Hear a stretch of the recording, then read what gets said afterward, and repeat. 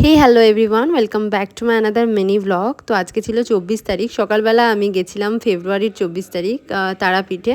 আর 25 তারিখ ছিল আমার জন্মদিন। তো পরের দিন সকালবেলা উঠে গেছিলাম মায়ের কাছে পুজো দিতে। মা তারার কাছে যখন আছি তখন পুজো না দিলে হয়, তাই একটু চলে গেলাম মন্দিরে পুজো দিতে। আজকে ছিল আমার জন্মদিন প্লাস পিসিরও জন্মদিন আর বুনুরও জন্মদিন।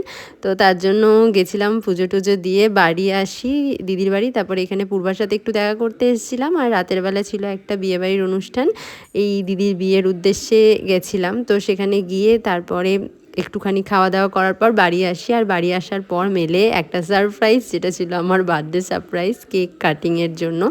তো প্রত্যেক বছর তো মামার বাড়িতেই উদযাপন হয়, এবছর তারাপীঠে হয়েছিল দিদির বাড়িতে উদযাপন, যেটার জন্য খুব খুশি ছিলাম। আর সত্যি কথা বলতে আমি ভাবিনি যে, মানে ভাবিনি নয়, ভাবার কোনো কথাও ছিল না, কারণ বিয়ে বাড়ি ছিল তো সেরকমভাবে সময় হবে না, এটাই ভাবার ছিল। তবে খুব সুন্দর কেটেছিল দিনটা। থ্যাংক ইউ সবাইকে, বাই বাই।